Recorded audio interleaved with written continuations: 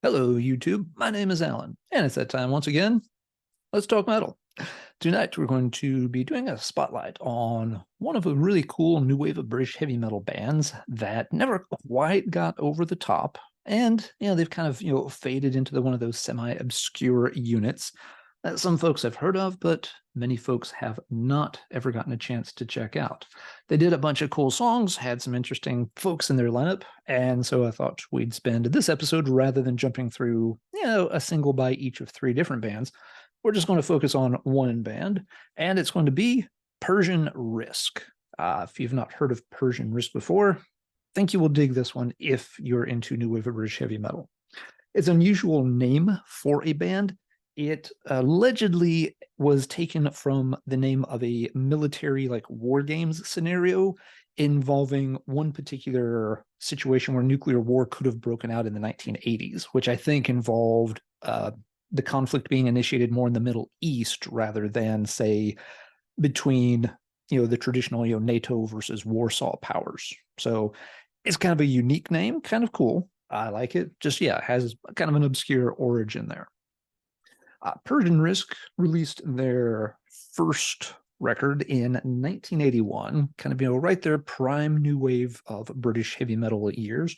And it was a 7-inch single with Calling for You on one side, and the flip side has a track called Chase the Dragon. Now, there were several new wave of British heavy metal bands that did songs about the dragon. Some of them chase the dragon, some of them don't chase the dragon. We all know what that means.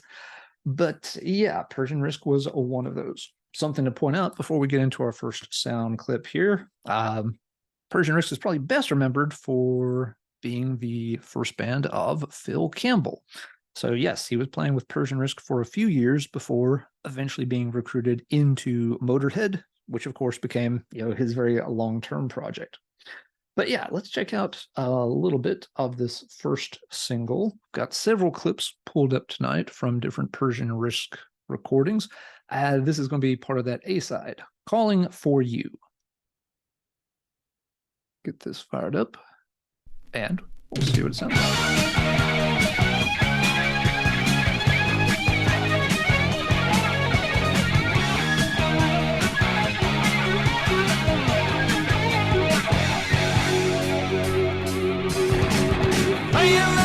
To the people, music is sounding so bright, singing the songs for to please, and making the music so tight. That's the place where I played on the way back home, feeling tired and worn out, driving into the town, not far away from home where we lost control. With impacts we hit, leaving us so cold. But no one thought of the night, an unpleasant fright. We needed help, calling for you. Drinking to us. All right, there is some of the excellent Calling for You from the first Persian Risk single released in 1981. Vocalist Carl Sentence, I always thought, had a very good voice for this kind of music. He's got a little bit of a tough sound, but also a little bit more, of a clean melodic sound. He balances those two elements in his voice very, very well. So the songs never sound too frilly or pretty, but they never sound too gravelly or anything like that. You get the sense, the guy, actually could sing, and the vocalist was often the weak slot for a lot of new wave of British heavy metal bands. You could find guys to play the instruments, couldn't always find somebody with a really strong voice, but I think Carl did a really good job, not just on this recording, but as we're going to hear on most of the Persian Risk material. All right, the first single here has become one of those, very hard to find singles. It's been held in very high regard for decades as one of the prime examples of classic new wave of British heavy metal. I've heard them compared to bands like Tigers of Pantang, which I don't think is necessarily the best comparison. I would probably put them closer to maybe bands such as Titan Wolf, maybe not the early Black Axe material, but the Wolf material seems like a similar vein. Yeah, just, very good, strong, powerful stuff, working, in that kind of, galloping early Iron Maiden mode. Should obviously be a nod that we point out here. Yeah, the single was released on the small SRT Productions print with these kind of orange-red labels. There's a few other new wave of British heavy metal recordings on this label. Most of them tend to be kind of difficult to find. If I recall correctly, the first edition of Triarchy Save the Khan is on SRT also. So yeah, they seem to be pressed in probably relatively small quantity. And also a lot of them are pretty early in the scene's history. So that, again, there wasn't necessarily, a huge groundswell of interest in the bands immediately. So, they weren't pressing thousands and thousands of these things. So yeah, even 25 years ago when I got this copy, even back then, it was a pain to find and kind of expensive.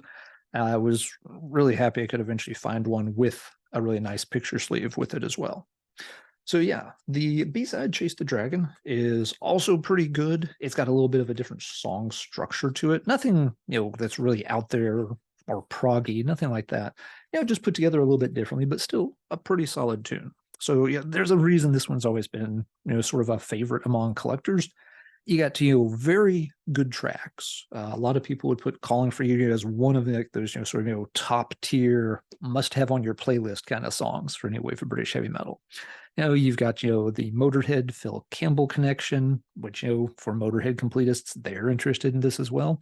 And you just have one of those early, hard to find singles on SRT. So yeah, kind of a perfect storm for something to catch the interest of collectors.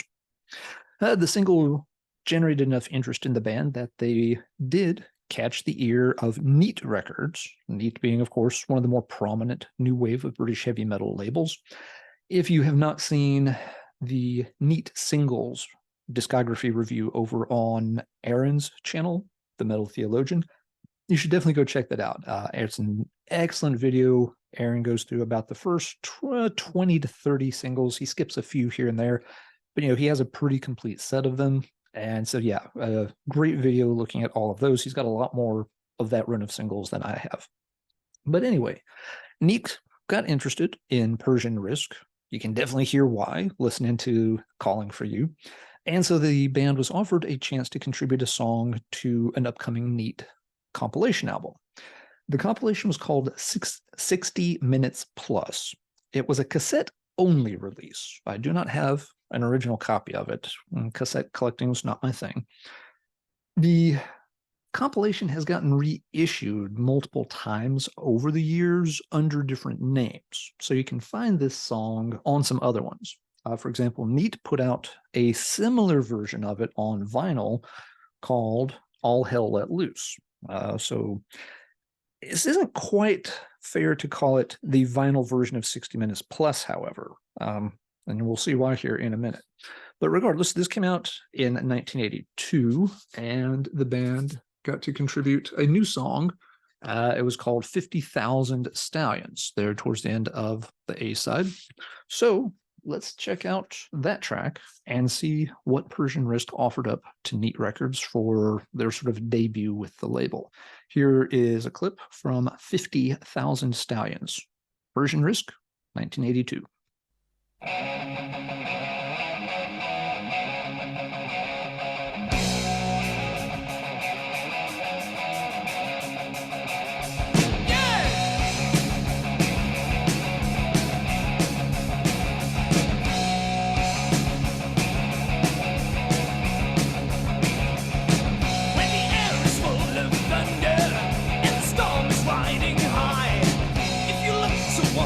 Northern skies, the sights will blind your eye. 50,000 stallions, riders dark and grim. They're trying to take them all, my friend. You know you'll never win. The glinting swords, the flaming eyes, the path they leave, it burns and dies. These men, they are like you.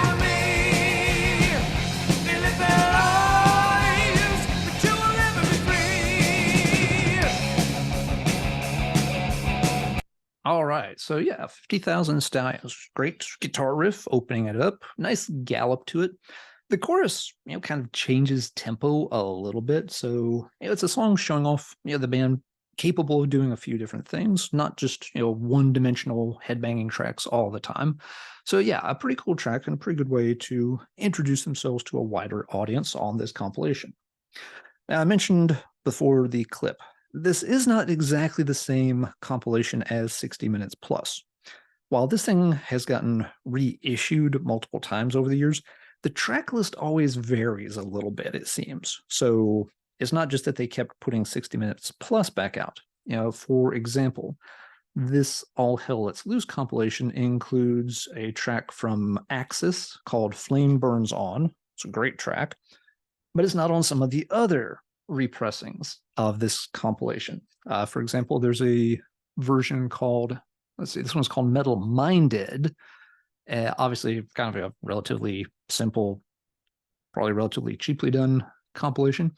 But this one, again, has a lot of the same tracks, but not all the same. It doesn't have the Axis track, for example. Instead, it has one from the band Goldsmith called Give Me Your Love, which is easily their best track. But this one does include the Persian Risk song on it as well. So you can find versions of this 60 Minutes Plus compilation under different names and slightly different forms. You got to look at the track list and realize that, okay, yeah, about 7 or 8 of the tracks are always the same, and then there were always a handful that got rotated around. I don't know what the logic was behind that. Maybe the company didn't have rights to some of the tracks long term. Maybe they wanted to feature some different bands at different points, especially if a band had already left Neat's roster. I can't say. I'm just saying that, yeah, if you have the original 60 Minutes Plus and then you find something like this, it's not going to take you long to realize that they are very, very similar. Anyway, based on the strength of that 1982 track for Neat, Neat Records did give the band a chance to record a single there. So single number 2 came out in 1983 and has very boring picture sleeve, just the band's logo on a black background. This one contained the songs Riding High and Hurt You. By this point, the band had whittled themselves down to a 4-piece. Phil Campbell's still among their ranks here. Carl Sentence still handling the vocals. So let's check out clips of some of these tracks. Let's begin with a clip from Riding High.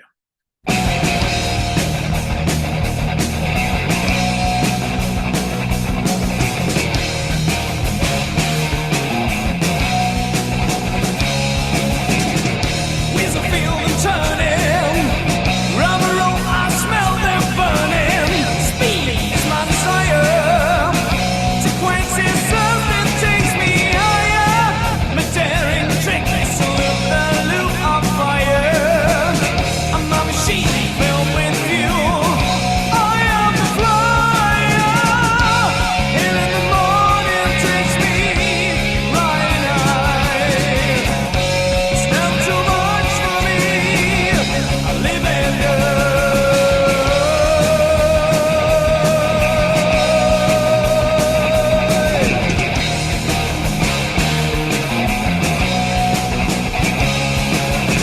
All right, so yeah, just a fantastic track. Great energy, really crackling out of the speakers. Again, great riff, great gallop, good sense of melody.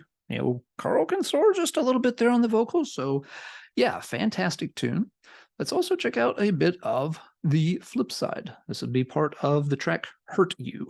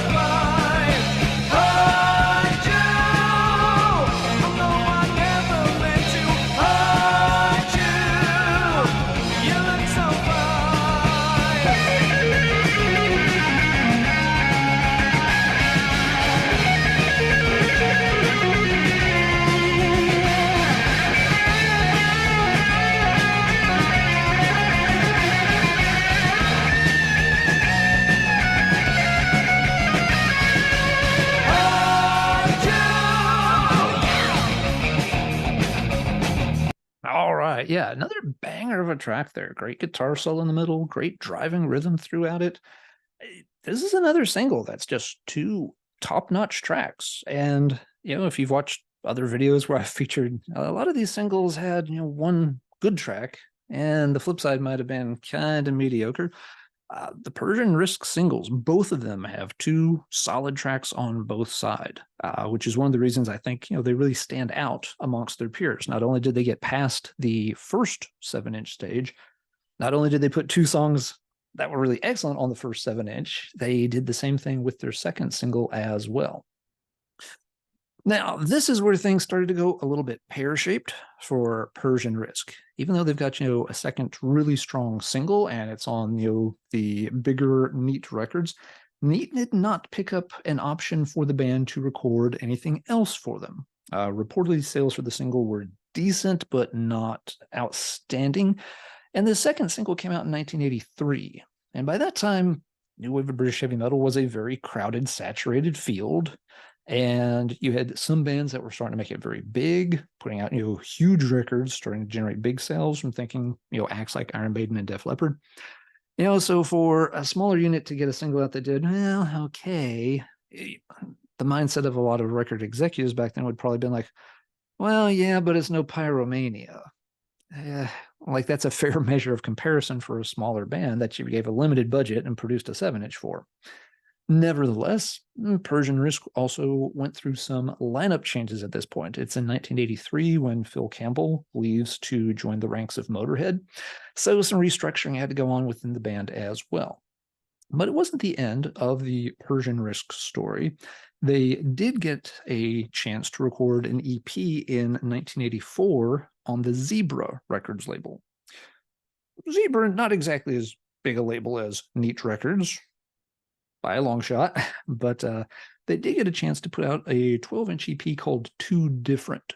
I do not have a copy of it. It's the one Persian Risk item I have never gotten around to picking up. It's not a bad EP. I have not avoided picking it up for sound reasons. It's just one I've never stumbled across in the wild, and when I think to look for it online, I either don't find a copy, or the copies are a little more beat up than I want, or they've gotten, a little too pricey. Although it's worth pointing out, it's never been a very expensive record. That second Persian Risk single that we just finished discussing, this has never been a particularly expensive one either. So you can get this one traditionally very cheap with two excellent songs on it.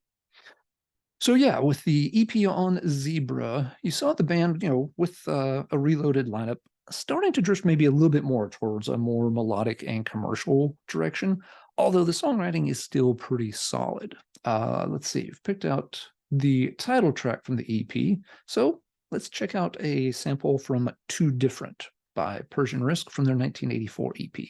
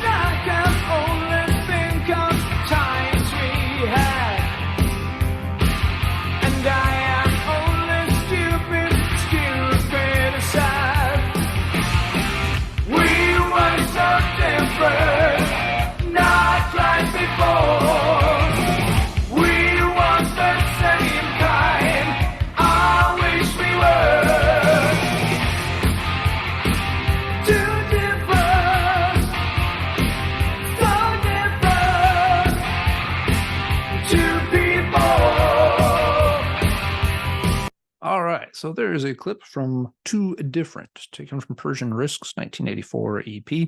So yeah, the band is losing a bit of that gallop. You don't hear the really hot guitar solos anymore. Again, Phil Campbell's out of the band before this point in time, but it's still a decently put together song. Yes, it's drifting into that more mainstream sound, which is not going to appeal to some fans. and would not appeal, to fans that had followed them necessarily since the early days. But it's still not a bad EP overall, and Persian Risk still does this sound pretty well. They were demoing other tracks around 1983, maybe into 1984, so around the time of the EP, there's other stuff recorded as well. The band ended up putting together an album's worth of material, and my understanding is this happened while they were still connected to Zebra Records, but the deal basically fell through. Zebra never actually ended up releasing the album, and after a year or two, the material did get salvaged and released on a different label. But there was kind of a delay there, and by that point, thinking of the band was already kind of fracturing apart. But the album did see release in 1986 on the Metal Masters label under the title of Rise Up. So the first thing to say about this album is that is a mighty big barbell. Yeah, the cover image, not great. It's kind of what you might expect for a lot of metal bands around 86 that weren't going into thrash or glam. Notice too, the band's logo is no longer a thing there. Kind of a disappointing. But what does this sound like? Well, it does continue that trajectory towards some more, slightly mainstream sounding material. I hesitate to use the word melodic because Persian Risk, always had a decent sense of melody in their tracks. But yeah, you could pick up, where the EP left off and kind of move forward into the LP territory as well. But let me just play a few tracks. And some of these, do get, a little bit more into sort of the sappy ballad side of things. But Persian Risk still did pretty well on those kind of tracks. I'm going to offer up a couple of examples of that. We'll hear some of the, maybe a little heavier song too. One of the more ballad-like tracks from the album is this one called Skies Falling Down, which the band had included on demos before. And some of the tracks from the 84 EP did get reworked and included on the album as well. So there is some overlap in the track list, even though there's different recording sessions to my knowledge. But yeah, let's see how the band was handling the more melodic side of things around 1986 with Skies Falling Down.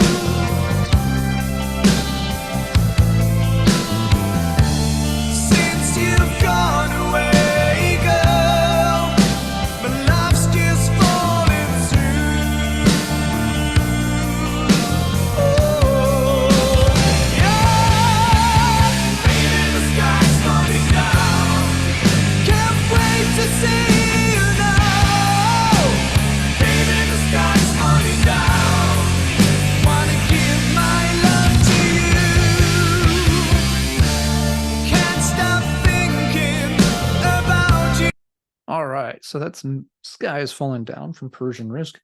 Definitely trying to do sort of a melodic ballad track. I get it. Some folks are not going to like that type of tune, period. It's actually quite nicely done for that style of song. When the chorus kicks in, there's actually some weight to the guitars. Vocal performance is handled very well by Carl. So yes, while it's not going to be everybody's cup of tea, and it's going to sound much lighter than what they did back on their 7-inch days, it's still a very good song. Let's see. Let's play now a clip from one of the stronger songs. It's got a little more metal to it.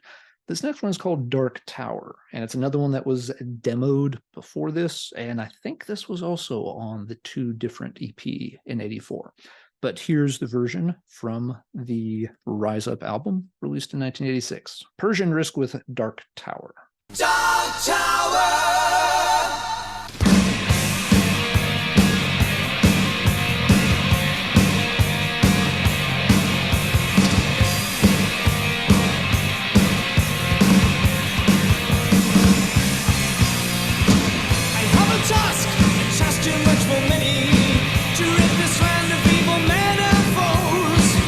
Just one man that stands before me.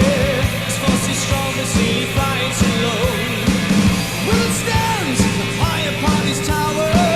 His wicked stare can turn a man to stone. Now I leave to seek this one lost power, and then my land is free from death and war.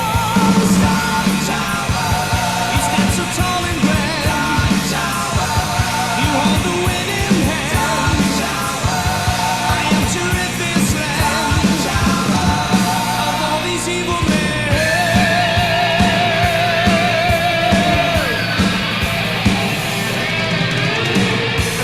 All right, so there's a bit of Dark Tower.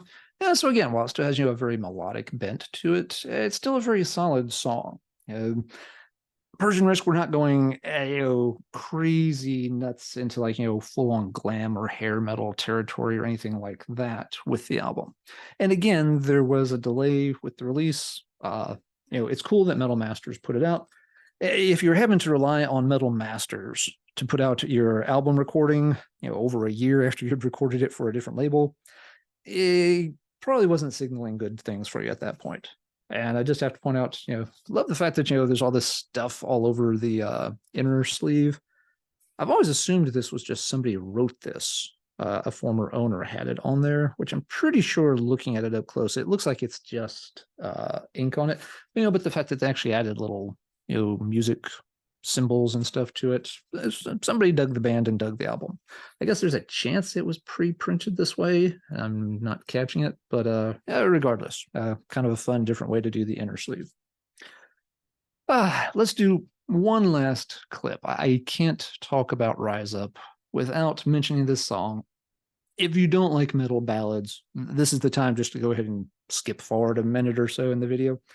But yes, there's also a song on here called Jane. This is very much a little bit of a sappy ballad kind of track, but it's also a horrible earworm that will get stuck in your brain, whether you want it to or not. Which again, I think just reinforces the fact that even though Persian Risk were working in a lighter style by this point, they were still doing it very well and still had a good penchant for writing strong songs. So let's check out just a little bit of this one called Jane.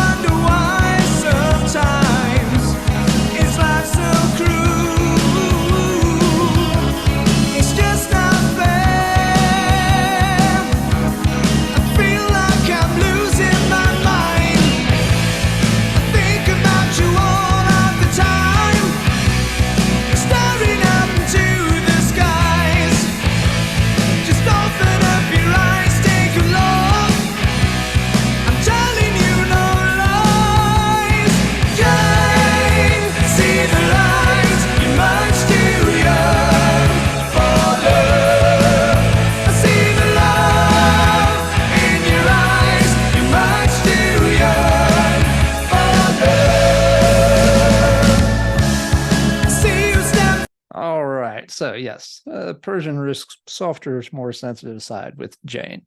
And I totally get it if that track is not for some folks, but I am just warning you, that song can get stuck in your head for a week at a time. They were very good at this style. I like that, little kind of slowly loping bass chord. You can hear the bass very well in the mix. And yeah, the way it kind of plods along nicely. The sequence, actually, listening to it there, reminds me a little bit of what Canadian band Spell has been doing in recent years, where they're kind of moving a little bit outside of metal boundaries. Yeah, it's a little bit of a sappy song. Can't help but like it. So this was the end of the road for Persian Risk in the 1980s. After this, members moved on to some other projects and things like that. I think some of the folks ended up in Battle Zone at one point. I think there was also a project just called Risk, where the name was shortened from Persian Risk to Risk. The band has, however, come back in recent years, stop me if you've heard that line before, and recorded a couple more albums. Now, I am not familiar with this material, so I'm not going to have anything to offer you about this, but they did have a 2012 album called Once a King and a 2014 album called Who Am I? And the two albums were also released as I guess like a double album compilation around 2019. Checking the 2012 lineup, Carl Sentence, was still helming the band. Not sure right away if the other members were from back in the day or if he had to recruit mostly new guys. There's a possibility, but Carl was still behind the mic on those newer albums. But I don't know those albums, so we're going to have to talk metal in the comments down below, and you're going to have to tell me if you're familiar with those two more recent Persian Risk albums. How did they turn out? Did it stick to the style they were doing on Rise Up? Did it go back to the early glory days? Was it something in between? Was it just another waste of everybody's time where the band could not recapture the magic? Or was it one of those rare occasions where the band reunited and actually still had a little bit of that spark and some of that great songwriting capability they showcased throughout their releases all during the 1980s? If you're familiar with them, please leave a comment down below. Let me and other folks know if those albums are worth checking out. I'd love to say yes, I'll just hop on and check them out right now, but there's tons of stuff I need to listen to. There's a lot of other stuff I've got to do as well. So not going to get to it, but if someone nudges me in the right direction and says, hey, you really do need to hear those two albums, Carl sounds great, the band's back in riding high mode, then yes, I'll bump it to the top of my list. Other than that, let me know too, what did you think of Persian Risk? Well, I guess most folks will gravitate towards the early sound, in their singles days and the neat recordings. But I really do think there's some good stuff in that more mid-80s material as well. Should appeal to folks if you have any space in your heart for a little bit of AOR, a little bit of more melodic metal, the kind of thing you could play on a movie soundtrack or something. Then I think you'll like the mid-period stuff too. All right, so I have given Persian Risk their 15 minutes in the spotlight. That's all I can do for them. A great overlooked band, a lot of cool songs in their catalog. Hope you've enjoyed them, and maybe you'll check out more. Oddly, it doesn't appear the band has gotten the anthology treatment, as I'm looking at their listing one last time over here on Metal Archives. There is, unless there's a lot of old material on this 2019 compilation, it doesn't look like anyone's ever put together the material from the early days. So, if you own a label out there, this is a band that seems primed to have those early singles, demos, and at least the EP packaged together. Try to get some quotes from some of the guys if they've been active within the past decade. They can't be that hard to track down, at least for Carl Sentence. So yeah, somebody put together a Persian Risk package so we can have all those great tracks in one place.